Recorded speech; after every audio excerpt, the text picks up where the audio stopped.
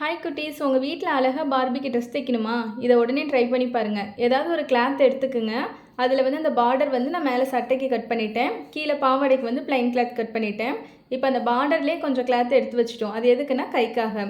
இப்போ வந்து நம்ம மேலே சட்டைக்கு கட் பண்ண கிளாத்தை அப்படியே மேலேயும் கீழேயும் மடித்து தைச்சிடணும். மேலே ஷோல்டருக்கு நம்ம தனியாக கை கட் பண்ணி ஜாயின் பண்ண போகிறதில்ல. ஒரு துணியை கட் பண்ணி மடித்து லேஸ் மாதிரி தைச்சாச்சு. இப்போ அந்த பார்டரில் கொஞ்சம் கட் பண்ணோம்ல, அதை ரெண்டாக கட் பண்ணிவிட்டு அந்த குட்டி பார்டரை அந்த லேஸ் மேலே வச்சு தைக்க போகிறேன். எப்படி தைக்க போகிறோன்னா, குட்டி குட்டியாக மடிப்பு மடித்து ஒரு சுருக்க மாதிரி தைக்க போகிறோம். அப்போ தான் பார்க்க கொஞ்சம் பஃப் கை மாதிரி இருக்கும். நம்ம வந்து பார்பி கை குட்டியாக இருக்கிறதுனால அதை சுற்றி நம்ம தைக்கணும். அது ரொம்ப கொஞ்சம் கஷ்டமாக இருக்கும். இதுவாக இருந்தால் ஈஸியாக வேலையை முடிச்சிடலாம். இப்போ பார்பி ட்ரெஸ்க்கு க்யூட்டான ஹேண்ட் ரெடி ஆகிடுச்சு. அடுத்ததான் என்ன பண்ண போகிறோன்னா, அந்த மேலே இருக்க பார்டரை எடுத்து மேலேயும் கீழேயும் மடித்து தைக்கணும்னு சொன்னேன்னா அதை தைச்சிடுங்க. இப்போ எவ்வளோ லென்த்து பார்பிக்கு வேணும் அதோடைய சுற்றளவுன்னு சொல்லிவிட்டு அதையும் நீங்கள் மெஷர் பண்ணிக்கிங்க. பார்பிக்கு அப்படியே வச்சு கூட பண்ணிக்கலாம். எக்ஸ்ட்ரா இருக்க கிளாத்தை கட் பண்ணி எடுத்துருங்க. அந்த பார்டரில் தைக்க போகிற சட்டையை தையல் பிரியாமல் இருக்க 2 சைடும் நான் மடித்து தைச்சிட்டேன். இப்போ அடுத்ததான் என்ன பண்ண போகிறோன்னா, ஹேண்டு தான் ஜாயின் பண்ண போகிறோம்.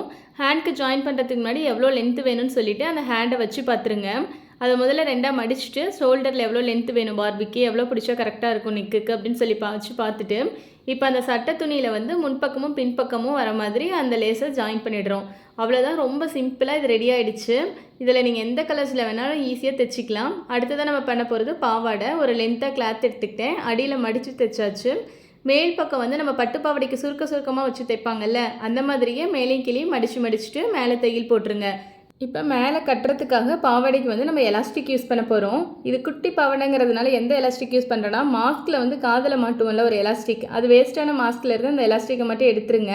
இப்போ அந்த பாவாடையை வந்து நான் வச்சு பார்த்துட்டு எவ்வளோ லென்த்து வேணுமோ அவ்வளோ லென்த்து உள்பக்கமாக மடிச்சுட்டு அந்த லேஸை அப்படியே உள்ளே விட்டாச்சு. இப்போ வந்து ரொம்ப ஈஸியான பாவாடை ரெடி ஆகிடுச்சு. அப்படியே சைடில் பாவாடையை பிடிச்சிருங்க. பிடிச்சதுக்கப்புறம் ஒரு க்யூட்டான பட்டு பாவாடை பார்பிக்கு ரெடி ஆகிடுச்சு. ஓகே குட்டீஸ், சேனலை மறக்காமல் சப்போர்ட் அண்ட் சப்ஸ்கிரைப் பண்ணிவிடுங்க. தேங்க்யூ.